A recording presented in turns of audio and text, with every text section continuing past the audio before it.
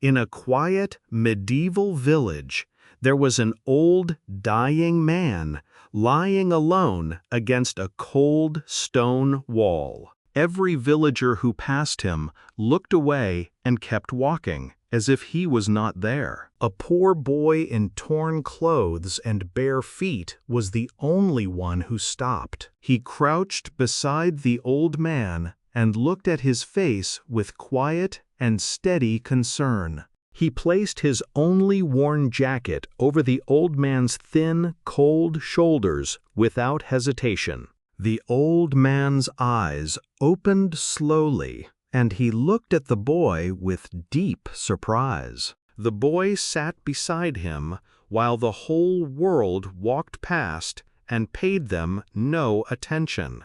He ran to the well and came back with water and helped the old man drink slowly. The old man's trembling hand reached up and gripped the boy's wrist with surprising strength. He pulled the boy close, and his lips began to move in a slow and careful whisper. The boy leaned in and listened, and his expression changed with every word he heard. Nobody passing through that alley knew what was being passed from one person to another.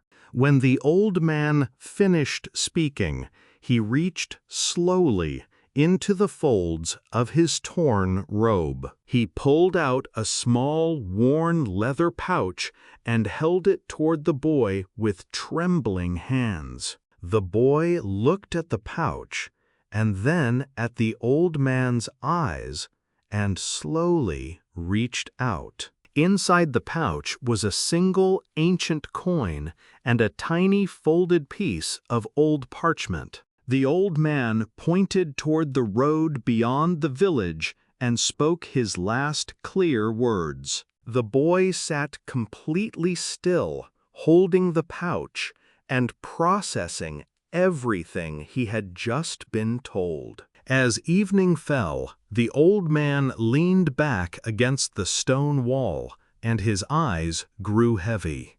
And by the time the village was fully dark, the old man was completely still and peaceful. The boy stood alone in the empty alley, holding the small leather pouch in both hands.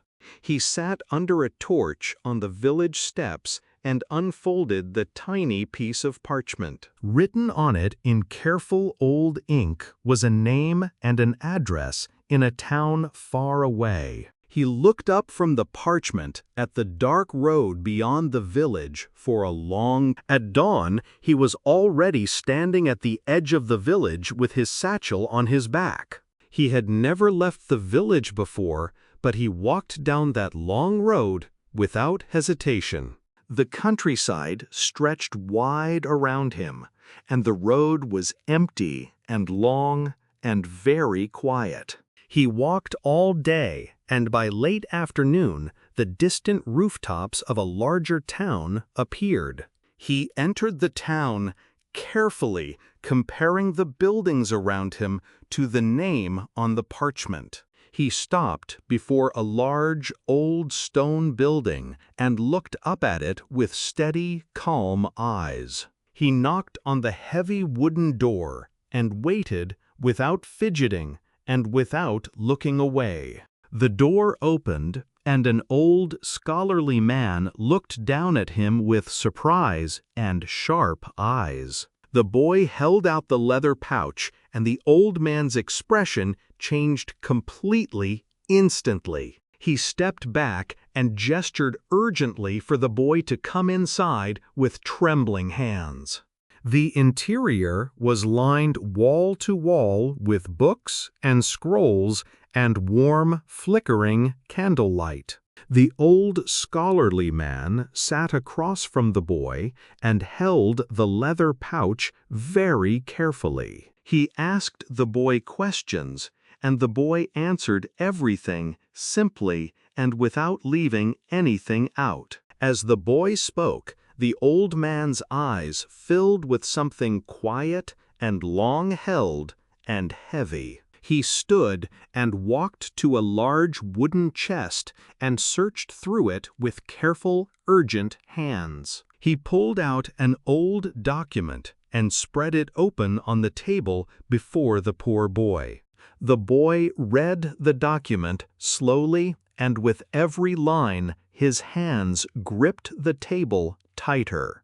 The words on that document explained everything the dying old man had whispered in the alley. The old man, lying ignored against that cold stone wall, had not always been what he seemed. He had spent the last years of his life in silence, carrying something he needed one person to know. And of every person who had passed him in that alley, the only one who stopped was a boy with nothing, who gave what little he had without asking for anything in return. The old scholarly man placed his hand on the boy's shoulder and spoke to him quietly and plainly. He told the boy that what the dying man had passed to him was not just a coin and a name. He had passed him something that took an entire lifetime of living honestly to earn and keep. The boy sat in that warm, candle-lit room and understood something he had no words for yet. That evening, the scholarly man gave the boy clean clothes and food and a place to sleep. In the morning, the boy stood at the doorway of the stone building with his satchel on his back. He walked back down the long road toward his village, but he walked differently than before. Taller and quieter and steadier, as if something inside him had been rearranged permanently. He returned to the alley and stood before the stone wall where the old man had lain. He placed his hand on the cold stone and stood there for a long moment without speaking. He thought about how close the old man had come to dying without a single person beside him. He thought about how much is lost every day simply because no one chooses to stop and listen.